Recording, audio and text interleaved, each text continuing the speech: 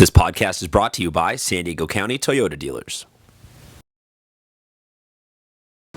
Hey San Diego, welcome back to the Cog and Pool at La Jolla High School. I am Christian Pedersen and this is birthday boy Tom Atwell. Thank you very much for joining us. Happy birthday, man. 21 looks good on you. Thank you. Thank you. So we are here for another week of the high school water polo podcast, the number one high school water polo podcast in the country. That is. Congratulations on that, by the way. Thanks a lot.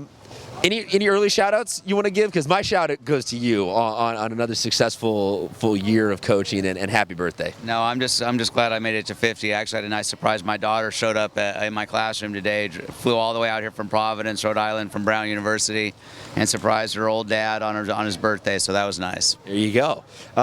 So while we have players in the background singing you happy birthday, let's get on to some of the discussion. We want to talk a little bit about, now that we're a little over a month away from the playoffs, power rankings are out. And we got a chance to look at kind of let's say if the playoffs were to start today, this is how it would look. Let's talk Division I, the big boys. Right now, Coronado, Bishops, Poway, Valhalla, Vista, La Jolla, Carlsbad, Torrey Pines round out the top 8. You guys can see on the screen there the rest of the teams. We'll get to naming some of the other ones. I just want to first knee-jerk reaction on looking at these rankings. What are your thoughts? Well, it's always interesting to look at the power rankings as the season's still I think, developing, and people haven't really entered their league play because some teams are clearly misplaced here, and I think that there's a lot to be digested here over the next month as far as the matchups that are going to happen in league play and games to be played still. League play always really critical because some of these teams, like you said, when we were talking earlier with Cathedral this season, who right now on these rankings is in the 10 spot and would not be in open division. They started out the season with a pretty horrendous 0-5, but that was against 5 of the toughest teams they could get their hands on. So you look at some of these overall records, you have a couple of 10-win teams in there, then you have a couple of 6-win teams in there. So you're right that we're still digesting everything. I just want to say, though, interesting, Poway and Valhalla really succeeding so far this season to be jumping up that high. Are you buying or selling that? Yeah, I'm selling, and I think that both those coaches would readily agree that they probably don't belong in the top 8 in the open division, and that when things finally met themselves out towards the end of the season, that they'll be D1 contenders and should be in the mix for D1, but definitely not in the open division. Let's flip it down to the bottom half and let's talk buy or sell on who's going to be coming up there. We got teams like Cathedral, LCC, Grossmont was competing for it last year. Who do you see out of this bottom half of Division I right now as you're buying that they will climb up into the open division? Well, if you go down to Cathedral, obviously at 10, they're going to be in the 1, 2, 3 spot by the time this season comes to an end, the regular season comes to an end. I think La Costa Canyon has a chance of maybe moving themselves into that 7 to 8 spot possibly, and Scripps Ranch also I think has a great shot of moving themselves into that 7-8 spot, if not being a top D1 prospect. So let's talk about that delineation between the bottom spot in open and the top spot in Division I, because you were talking about how you are on the selection committee and you're part of CIF's efforts to make this the best possible playoff scenario you can. You're saying that you guys are tinkering with some new ideas. What were those? Well, the advisory board has been talking with the CIF commissioner and Brian Wilbur, who's a vice principal out at Grossmont, or at Granite Hills High School, in the Grossmont district, and one of the ideas that we've are hoping we can bring to the table for the end of this season is using the power rankings to determine who the top 12 teams are, and then out of those top 12 teams allow the CIF office with the help of the advisory board to determine who the top 8 are, and use kind of a human element to really make a good judgment on who should be in the top 8 and see that open division with the top 8, and the remaining 4 of that top 12 we will be seeded into the top 4 spots of Division I. And I think that, because water polo is so much different than some of the other sports, where so many of the games for the top teams are played out of the county, and it's tough to determine a real power ranking for those wins and losses outside of San Diego, This will give us a chance to really see teams properly, because in the last couple of years we've had teams like Vista, who definitely were a Division I prospect, left in the Division I playoffs instead of having a chance to vie for that Open Division championship. And there's other schools, that have been in that same boat. And then there's schools that were put in the Open Division, like University City last year, that clearly should have been in the Division I bracket. And they show up for a quarterfinal game and get blown out by 15 goals, and then their season's over. And so it's not fair on either side, to leave a team where they should have a chance to contend come to the end of the season. So we're hoping that this new system of adding somewhat of a human element to the power rankings will properly seed the top 8 in the Open Division and the top 4 in the Division I. You bring up some very interesting points there. It seems like you're on to something with water polo being a really sort of a different feel than, say, we were talking about football earlier, where you have even number of home and road games and you have a good concept of how your teams are.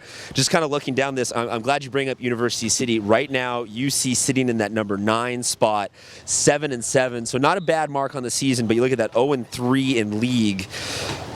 But to me, what is also just interesting is you look down, and the team that is just 2 slots ahead of them, Carlsbad, only played 8 games so far this season. So not only is it that you have teams on the road outside of the city playing great teams in the state, you just have sometimes teams pushing themselves a little bit harder than others. And an 0-15 might look different than a 15-0, but it could be spaced out over a bunch of weeks or crammed together.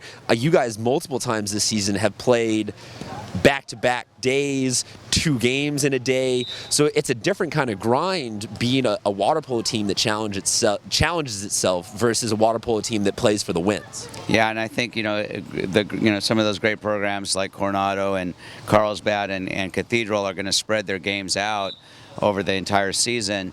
And so you won't get a real feel for what their final record's going to be until we wind it, down to that last week. I know that last week of the season, La Jolla plays Vista and plays Carlsbad, and it's looking at the end of the season, and those matchups. That's when we're going to really find out who belongs in the top 8 and who's going to be in Division I. That's what's great about it. It just keeps getting better and better. Play your best ball at the end of the season. Granted, folks, all this we're talking about right now is completely hypothetical. These are just the power rankings as we see them right now. So we got some buys, we got some sells. Let's wrap this kind of final note on the Division I rankings. It seems like a little bit of a repeat with some of this stuff last year with Coronado, Bishops, La Jolla, Vista, Carlsbad. Do you think when all is said and done, we're going to get kind of a repeat of last year's Open Division? Yeah, I think it's going to be the same. This Open Division this year, we'll see Coronado and Bishops, and Cathedral, Vista, Carlsbad at the top. Hopefully La Jolla will be in the mix there, and I think that you're going to see some teams that were in Division I or the Open Division last year move down into Division I. It's not a move down, though. It's sort of a parallel move, if you will, because that Open Division can be an absolute bandsaw for some teams to run into late in the season. But that Division I looks like it really could be, I love the term that you used last week, a grab bag. That Open Division this year could be a real grab bag. Let's move down now into Division II. Top teams right now, Valley Center, Point Loma, Del Norte, Santana, Ramona, Claremont, RB, San Pasqual, and it goes on and on, as you can see up there. Kind of interesting. A bunch of teams with double-digit wins so far early in the season. Point Loma, though, is the kind of team I want to highlight on. Last year's Division III champions, looking like they're not missing a beat going up to Division II. Just kind of looking at the top 4 right now. Buy or sell this top 4? Be in the same top 4 we'll see at the end of the season in D2. I'd be real wary of, with any of those other teams, of having to see Point Loma or Santana towards the end of the season. I think both those teams, they're well coached, and I think the possibility of them ending up in the finals is significant. And I think the rest of that what's going to round out the rest of that top 8 is anybody's guess at this point. You're absolutely right. This one, a pretty open forum, if you will. Valley Center, kind of an interesting team because they perhaps have the longest total distance traveled out of any team this season, other than maybe Ramona, and that's just for teams in their own league and in their own season. So another kind of instance of how it could be a little bit hard to seed exactly on what a season is like. So for D2 though, no open division D1 type split. This is just going to be straight bracketed how you see it at the end of the season. So a little bit more rigidly mathematical than the selection process in Division 1. Yeah, and I think it's actually a little more accurate with the power rankings because most of those teams stay in San Diego, and we have a good idea of what power ranking number each team should be assigned that they do play, and they all play about the same amount of games. I think it's something that doesn't show up in the power rankings is distance traveled, and I think that matters for teams like Fallbrook and Valley Center and Ramona that end up having to travel quite a distance just to play regular league games or even non-league, but within their conference games. It's a difficult thing, but I think that power rankings do a pretty good job of meting out who's 1, 2, 3, all the way down to 8 in that group. So credit to some of the teams here in D2 on putting up a lot of wins on the road. Let's move now to Division 3.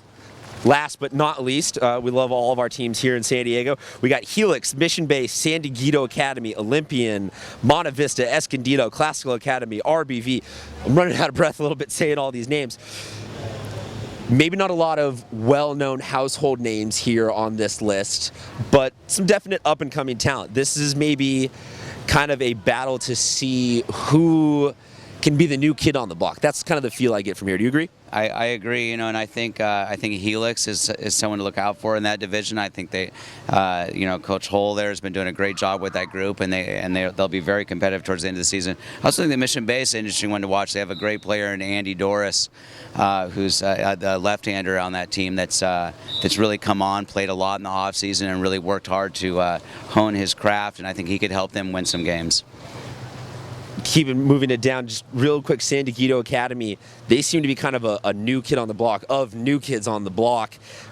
Interesting though, 15 games in for them. They are definitely ahead of everybody else in D3 in terms of just raw games played. So this, once again, is that reoccurring theme that we've been talking about today of different teams playing dramatically different seasons and that coming out to be sort of a different feel. Once again though, this one with no split and open to a regular. So like you said, this one should be pretty true, play straightforward. It'll be fun to watch. Maybe those top 3 or 4 teams duke it out because, we saw Point Loma last year win D3, compete already in D2. So this could be a launching pad for a nice 2 or 3 year run for a season. Just want to real quick buy or sell anybody in the bottom half of this making a miracle run to put together for the second half of the season? Any teams jump out at you? I think that of the group that's down near the bottom, the only one it's interesting, but High Tech has been trying to build that program over the last couple of years, and they're down at the very bottom still at 0-4, but I think they haven't played a lot of games yet. And they're going to be in a few tournaments, in this last month of the season. So it'll be interesting to see what happens with them. They've been working hard to try to put that program together. There you go. Buy or sell. High Tech maybe going from last to first potentially. And like you said, 4 games played for them. That's not very much. So interesting to see if they turn it on. Speaking of turn it on, we got a kid now who's going to join us from La Costa Canyon. His name is Hayden Ryder, and he has been turning it on for the Mavs this season.